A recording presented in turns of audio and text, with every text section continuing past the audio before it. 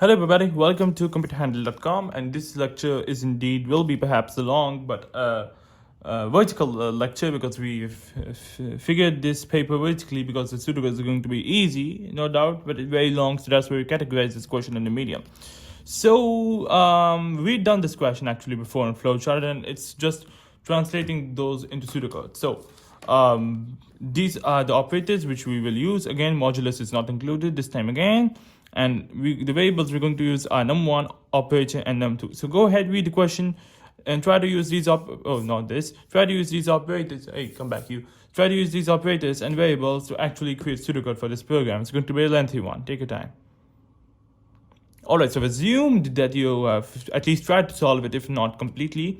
If yes, if no, we're going to solve it here again. And the reason we are holding the paper vertically today is the program is going to be very lengthy, that's of course. So it's going to be at least, I think, 20 lines.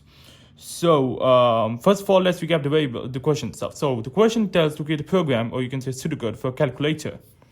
Inputting one value, okay, so we need to input one value, then the operator, then second value, then print the answer. And of course, one thing I forgot to mention in the question, that is to use, use suitable identifiers. We are using suitable identifiers, but what we call it, I forgot the name. I forgot the name of that thing. Yeah, user-friendly. You need to make it user-friendly, okay? If you solved this before, before pausing the lecture, it's not necessary for you. However, we're going to assume that we're going to solve it user-friendly, okay? So which means that we're going to tell the user to input first number, then we're going to tell the user to input operator, then we're going to tell the user to input second number. So, watermarks here. Let's proceed on with the question. That would be here, actually. So, number down the lines.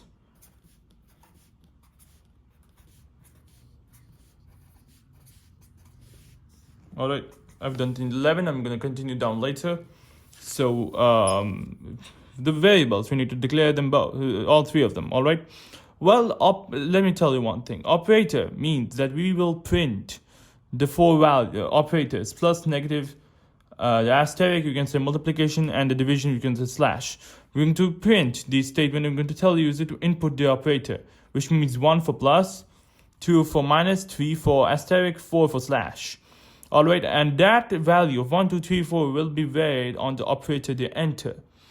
Okay, and we'll use a case statement for here. However, of course, we know that the value of operator will be entered between 0 and 4. That can be an integer. Of course, num1 and num2 can also be an integer. However, in calculations, we often find to, calculate to product or to division in decimals. So we're going to actually declare this is going to be an integer. However, we're going to actually declare num1 and num2 as double this time because we need to handle decimals this time. All right, it's going to catch up more computer memory, no doubt about that, but that's what we're going to do here.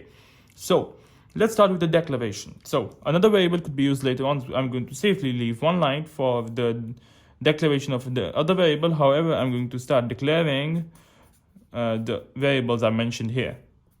All right, so we have completed with the declaration of num1, num2 as double and operator as integer. Then we're going to tell the user to enter their first number. That's pretty obvious. So we're going to write a print statement, print, enter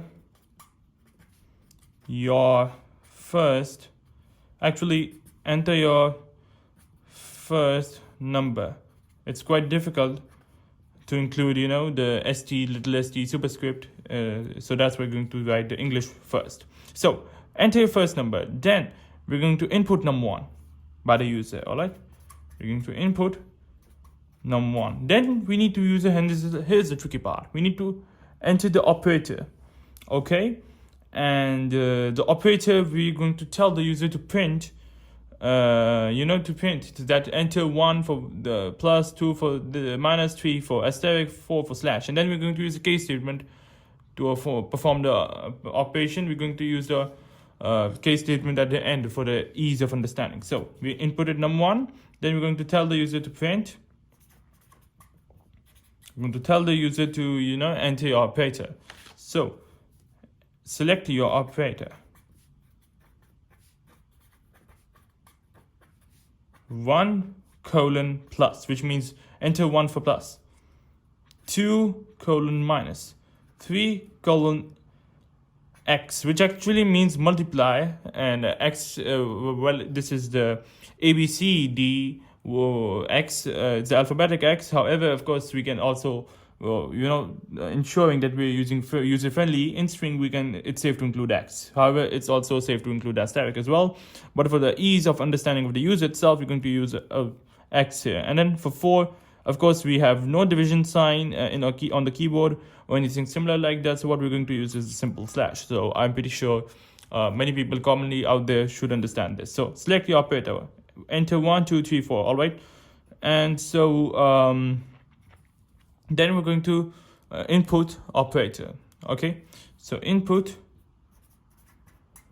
operator.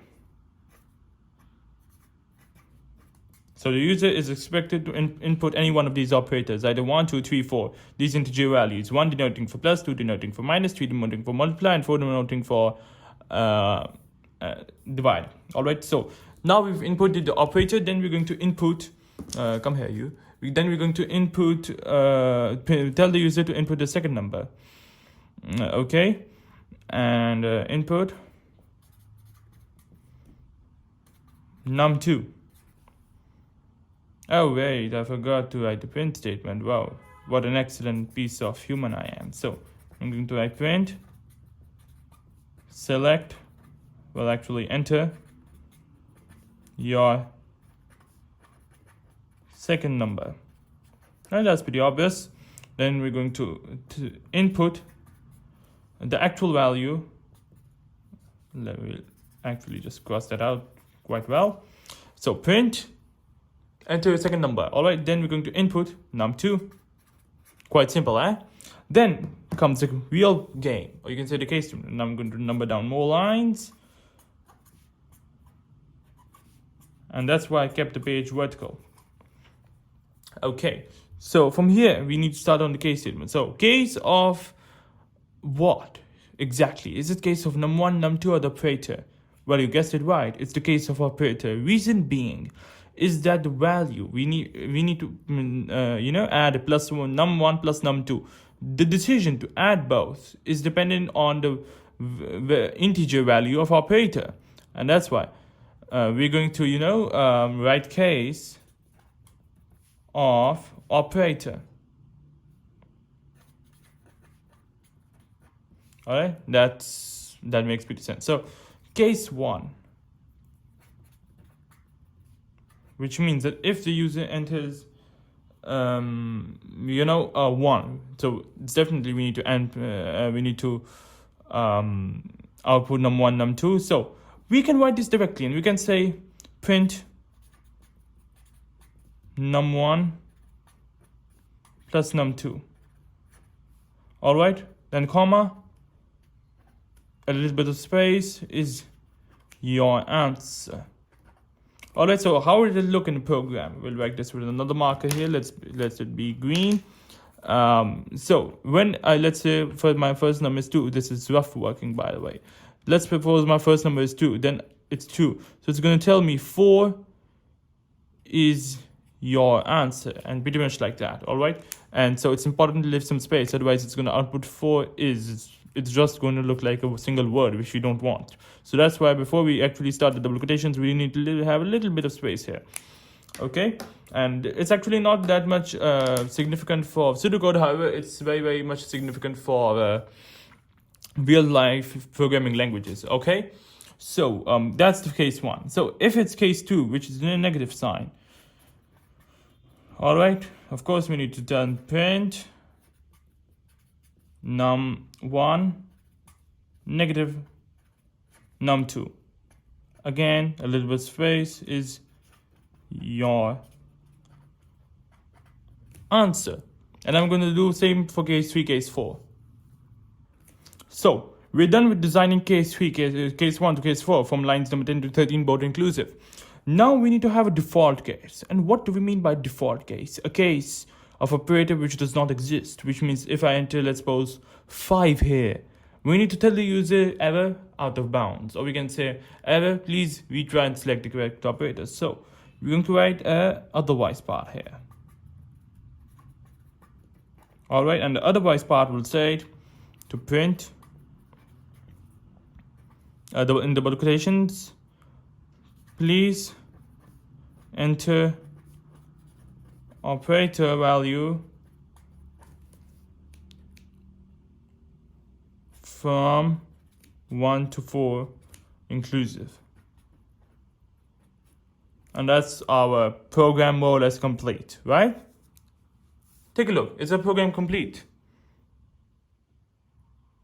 Well, yes, our program is complete. Many of you would have thought like that. However, no, it's not complete. We missed one thing. And yeah, if you're giving an examination, especially the A-levels exam, your 1 mark will be deducted for this mistake. And the mistake is to actually let the computer know that your case statement is ending.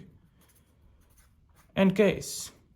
And now that's our program complete. Have a look at it again, and let's try run it with 1 value. So we have num1, num2, operator. I'm just going to write oop for short and output.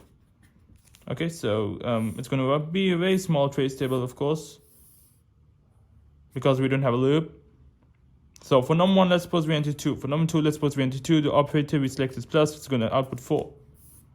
Same. For num1, if we enter 4. For num2, if we enter 3, and operator we select is minus. Or you can say the operator which we enter is 1 and 2 respectively, which means plus or minus is going to output 1. And I believe that's the end of this lecture. Pause this lecture again and again and try to understand what's actually going on here before we actually move on to the hard questions. Because remember, this was a medium question. I would recommend you to pause the lecture and take a look at the program once again, so you actually get clear on exactly what's going on here. Because keep remember, this was at the end of the day a medium question, and we're going to do 2 hard ones, which are going to be more. They're going to be short, but they're going to be more lengthier than this one. All right. So of course, it's all about practice. Pseudocode, as I told in the beginning of this chapter, is all about practice. And so once you've understood, I think it's safe for us to end the lecture here. So thank you for viewing this lecture at computerhandle.com. See you in the hard questions.